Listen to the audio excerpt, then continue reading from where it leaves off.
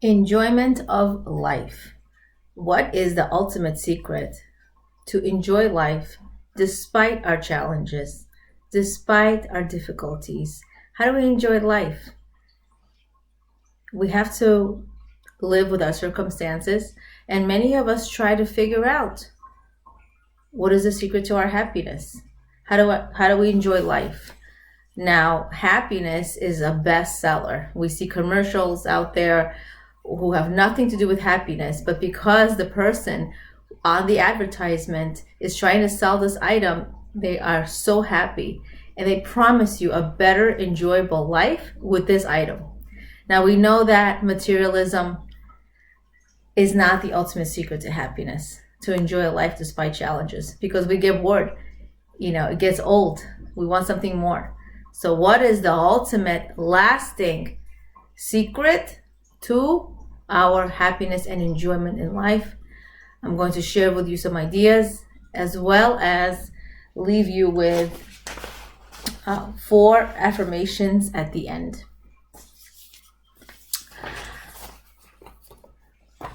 We live in a time of Geula, at the time where we're waiting for our redemption. All our personal suffering is due to the Geula. When Mashiach will come, everything will come together. We will see that our suffering is going to disappear. Just like at Har Sinai, all problems were solved. Those people who couldn't see had vision. Those people who couldn't hear had hearing. And those who were, depressed or anxious didn't have those symptoms anymore or those feelings. So when Mashiach will come, all our problems will be solved. However, before the time of Mashiach, of our ultimate redemption, we do have problems, we have suffering, we have challenges. But we have to understand that our challenges are there because we are alive. We need challenges to live. We don't ask for challenges. It's not proper to ask Hashem, our God, for challenges, but we all experience them. The way I respond to my challenges is unique to me, to my outlook in life. Our primary form of hishtadlut, of personal effort in our lives, is davening, is praying. We can try everything in the world in order to be happy. But if we ask Hashem, please grant me the right type of happiness. May I enjoy the world that I live in. Hashem will help us discover what is the ultimate secret to happiness, and I'll share it with you soon. A person gets to a point where they have tried everything. And what do in the end? They pray. Why? Because nothing is in their hands. They realize that they've done everything they can, and now Hashem is asked to give them their salvation. Ultimately, we all turn to prayer. So why not start with prayer in the beginning? We have to ask Hashem for what we need and pray for happiness, for enjoyment in life. In this world, this world is limited. We don't want to waste our time getting upset at people, getting even with people. We are upset with people, but getting even. There's a secret to not be upset at other people for a long periods of time. We all have emotions. Hashem has given us emotions to discover things about ourselves, to make sense out of the situation, to move forward. In this galus, in this time, it is inevitable that someone will hurt you, will insult you, will embarrass you. In order to get even with someone, it is better to lower yourself to their level. In other words, try to understand them. I see many times that more religious people try to teach less religious people, I'm talking about the Jewish world, about our beliefs and about certain principles, and try to teach them. And the truth is, if a person is not ready to be that vessel, they won't understand it. As much as, most of Judaism can be understood, a lot of it isn't. And we just have to, that's why we said Na'aseh v'nishma. We accept what Hashem has given us.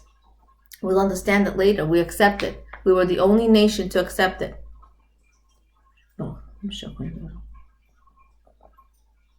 I just said a blessing with the water. Okay.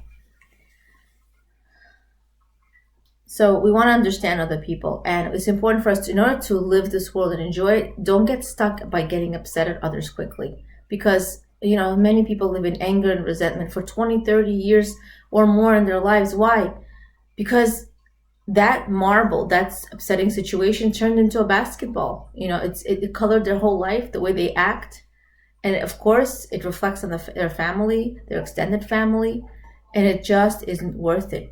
It will remove enjoyment, happiness in your life with the families that you live with and with yourself. You won't be happy. You'll be a bitter person. People who do averot, rishayim, right? People who sin all the time. Even when they are alive, they are considered dead. They're considered dead. Because when they leave this world, they don't exist anymore. Tzaddikim, righteous people, in order for them to live this world, they live this world with enjoyment, with happiness. They know that they are here to truly live. When they leave this world, they are still alive. Their teachings are still alive. Their influences are still alive. Their inspiration is still alive. You can be an ordinary person and you could be a tzaddik. You could be a tzaddiket. Why? Because the greatness of a person is through the way they act, the way they interact with others, the way they treat other people, the way they connect to Hashem. So a person who is truly alive has a connection to Hashem. The life is represented by a tree. The roots are down on the ground, right? Connection to Hashem. And then the branches are reaching up, teaching us that, a person is truly alive when they are connected to Hashem. And that is the ultimate secret. The tree of life is when you're connected to Hashem, to God. That is your true and ultimate happiness. You can have very difficult challenges, or you can have simple challenges. And we all want simple, ordinary challenges, right? We don't want, the crazy challenges, very difficult ones. But we can connect to Hashem in that way. Even when a tree looks like it's dead, it doesn't have any leaves, it doesn't have any flowers, the tree is really alive because it's rooted to its source, to its fertility. And what is our source? It's Hashem. It is God. So when we're connected to Hashem, we are truly alive. We know that our challenges come from Him, and we connect to Him. We have a relationship with Him. We ask Him to help us with the challenges, to overcome them. Hashem, you gave me these challenges. You gave me this difficult person. You gave me the circumstance. Please help me overcome it. You only gave it to me because you know I can overcome it. And I know you love me more than I will ever love myself. So Hashem loves each and every one of us more than we will ever love ourselves. So because He cares and loves so much, He only wants the best. So we want to be like tzaddikim, that even when a person leaves this world, they want to be remembered. Their teachings, their inspiration, the way they live their life, they want to be remembered. And if you have relatives who passed away, who weren't observant, who didn't keep mitzvot, you can still do so much for their neshamot, for their souls, to reach higher levels in Shamayim. So we want to ultimately attach ourselves to the tree of life. Life is attachment, death is separation. So I want to be connected, attached to Hashem. People who do not want to connect to Hashem go to the land of escapism. They escape reality. People who escape the truth live lies, right? For example, the political system.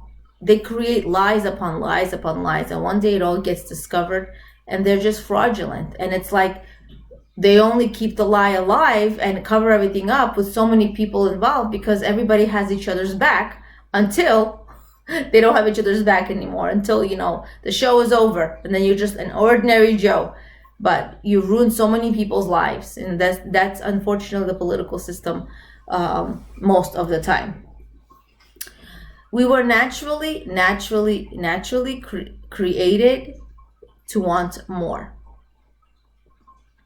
We were naturally created to want more. We need to create a desire within ourselves to want more of the right things. And we want to pray to Hashem. Hashem, fill me up to want the right things in life. It's always important to want more, and we naturally crave it. The wrong way to crave it is if I have 100, I want 200. But the right way to crave it is if I'm so good at praying, how can I teach others how to pray, right?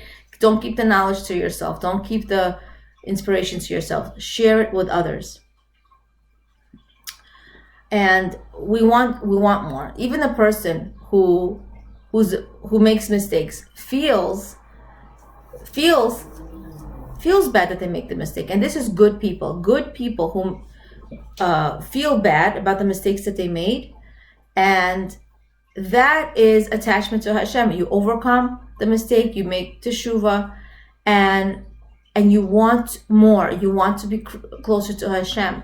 So we naturally don't want to see, we naturally want to grow connected to Hashem. If you make a mistake, don't, become anxious and depressed and think lowly thoughts of yourself, right? We want to live. We want to be closer to Hashem. So we want to forgive ourselves. And we want to live our lives wisely. Wisdom. What is wisdom? When you see a wise person, what is a wise person? Is the way they act? Is the way they look like, right? Is the way they act behind the scenes? So what is a wise person? Wisdom is an understanding that there's a depth to life. It's a bigger picture.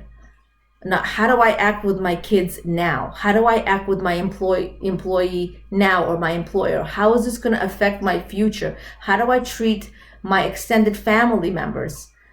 How is this going to affect my relationship with them? So we have to understand that whatever we do has repercussions. We will answer for it one day. We don't live in a vacuum, right? We don't live in our own bubble. So a wise person foresees the outcome of their actions. If I do this, what will happen? And hey, if you made a mistake, apologize, get back up, and make a new start. So how do I acquire this wisdom? The more I learn, the more wisdom I will have. The more wisdom I will have, the more attached I become to Hashem. So it is so important that I have to learn in order to gain wisdom to be attached to Hashem. But there's a secret. You have to learn regularly. You have to learn about midot, about teachings of the Torah, different topics, whatever you're interested in, but you have to learn. Ladies that I speak to often reserve learning to their husbands only, or they don't think they should learn. Yes, we must learn. Our spirituality is a muscle, that needs to be catered to every single day. We need to learn something every single day. You listen to a story as you're washing the dishes, or as you're cooking, as you're cleaning. Use the phone for the right reason. If you're listening to videos, listen to audios, learn with the Torah mates, put on your headphones, do your responsibility. There's so many options out there. We have no excuse. We have so many options. And in order to become closer to Hashem, to gain that wisdom, we need to learn to gain the wisdom to be closer to Hashem. And we will, but God willing, be successful. So the secret to enjoy this world, even with challenges, is to constantly learn to gain wisdom, to ultimately be attached to Hashem. So we know we were created by design. We were not created by default. So the way I become great is not to say, not me, it's not made for me, it's made for those other people, who come from the right family, or who don't have such difficult character traits, who don't have my difficult circumstances. No. The way to greatness is within the reach of every single person. The way to grandeur, to greatness, is to use what we were given for the reason we were given it. Is my house there for me to beautify, to decorate, to show off, to make bigger every year, to renovate, so that other people can become jealous, so that I can put my family under stress, not to go here, not to touch there, not to spill anything here. What is my house for? It's for my royal family. Every single family is royal. My royal family, to feel comfortable, to feel accepted, to feel loved, to experience, to try new things, to experience mitzvot, and for other people, for me, to invite into my home and to host. That is what it's for. It is not to impress.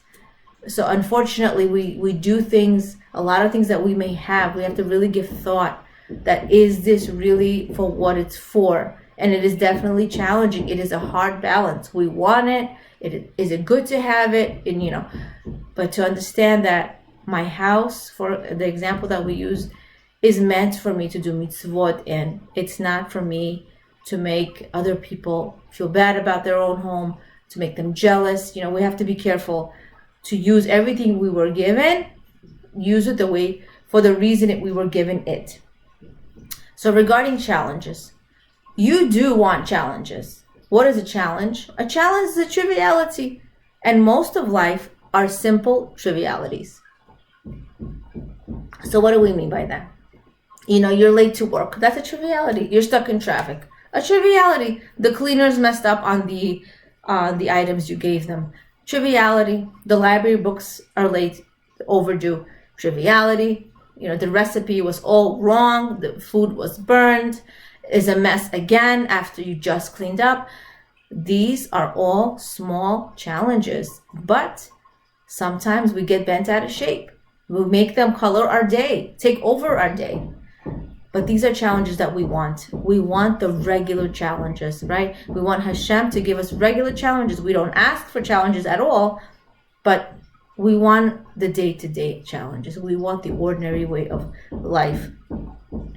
Challenges means life. It means you are alive. A person who has challenges, needs to tell themselves, I'm healthy. I'm out and about. Look at me. I'm going to the cleaners. I'm going shopping. I'm cooking for my family. Again, thank God, I can afford food. Again, how beautiful it is. It's hard for us to see the blessing within the challenges, especially if we're not connected to Hashem. But if we are connected to Hashem, we tell ourselves, wow, as we enter the supermarket, all of these things, as Rabbi Victor Miller teaches, of blessed memory, he said, all of these things, Hashem, are you created for me? Yes, true that the farmer went and got all of these things shipped. I don't know exactly how the process works, but yes, it's for all the people. But a person needs to tell themselves, it was all created for me. The different types of fruits, the different types of produce, the different types of other products. It was all for me, for my enjoyment. The different flowers that I see walking down the street, the more warmth of the sun on my skin. It is all created for me. It is not because we want to show that we're arrogant, but it is to show that we are grateful, that we are humble, that such a gorgeous, big, beautiful world was created just for me. And that's how we want to live our lives. In this way, we will be connected to Hashem, through everything that we do. And that is truly the secret. When we find that parking spot, we ask Hashem, please give me that parking spot. Please give me that parking spot. When we finally find it, it's funny if a person says, forget it, Hashem, I got it. But Hashem is there for us. Really, I've heard so many stories about connecting to Hashem to get what we want. And it is truly, truly within our reach, every single person. So we do want challenges. We don't want to blame. We don't want to get angry. We don't want to get depressed and have anxiety, because that means I am a victim of my challenges. I'm just reacting. We don't want to be reactive to life. We want to be proactive. Okay, a situation was given. Okay, I'm gonna see what's the best way I can deal with it.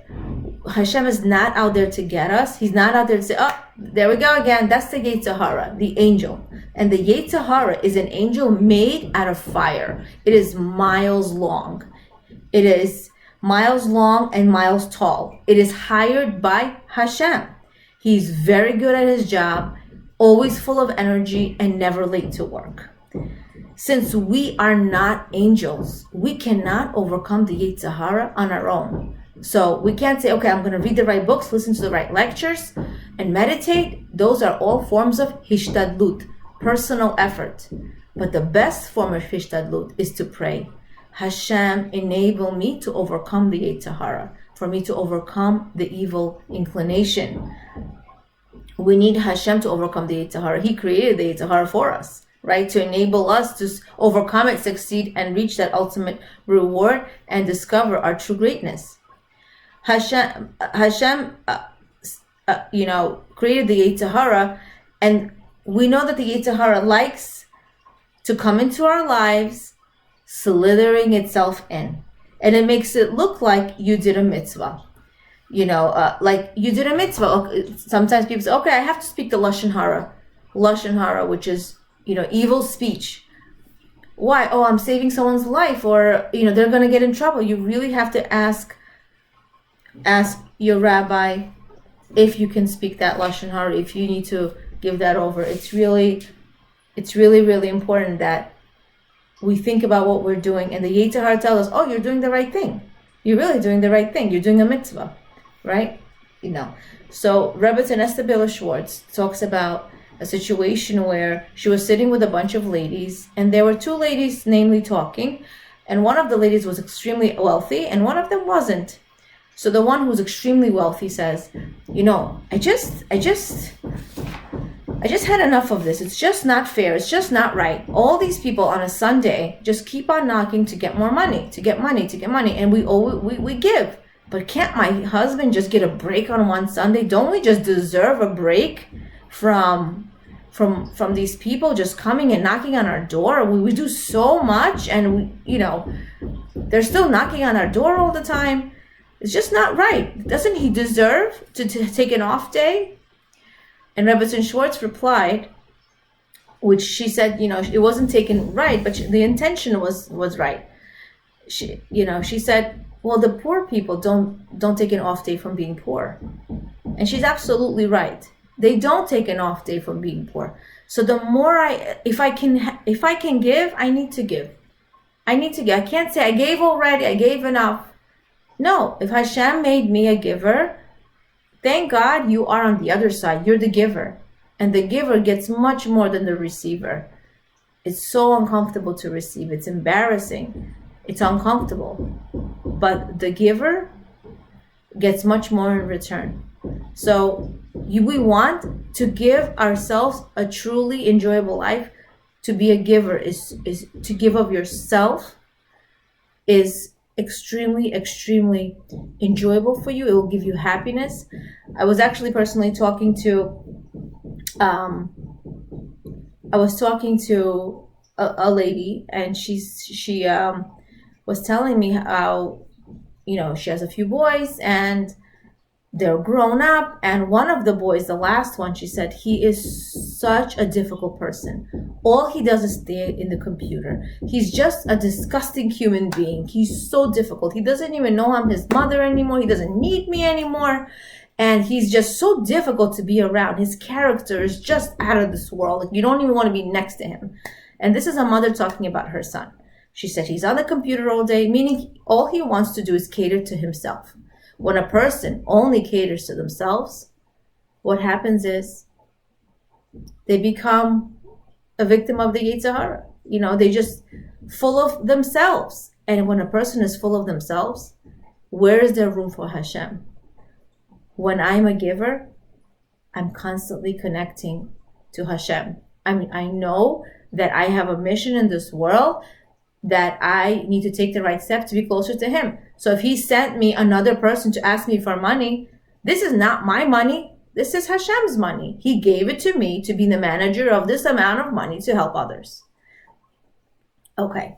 So in order for us to be great, you don't have to be such a great person. You can be a simple person. It's the way we do things. The way we do great things. But how can a woman do great things? Rebbetzin Schwartz says a story where her mother's cousin unfortunately passed away at a very young age, at the age of 37, and she had 10 children when she passed away, from the age of 2 to 15. And her husband at one point said that, after she passed away, her body didn't need to get refrigerated. And Torah sources tell us that if the body needs to be refrigerated right away and starts decaying quickly, it's really a sign of jealousy, that the person was very jealous in their lives. And he said that her body did not need to get refrigerated at all, which teaches us she was such a great person. How was she great? How was she great? She was great by doing laundry, by cleaning, by cooking, taking care of her family, through the simple, everyday things that, children are really there for us. If you have a family where the children are still small, that's where my job is. That's where I need to be. And I can be great being a mother like that as well. So I want to end with giving you over 4 affirmations to connect to the secret of happiness, secret of enjoyment in this world. Number 1, Hashem, may all my life I attach myself to the tree of life. Help me, Hashem, to want more of the right things. Hashem, please help me live a life of grandeur where I use what I was given for the reason that I was given it. And number 4, I shouldn't be a victim of my challenges. Appreciating the insights of Rebbetzin Esther Baelish-Schwartz. Leah Abramov, Being and Becoming. Awakening awareness of your greatness and potential.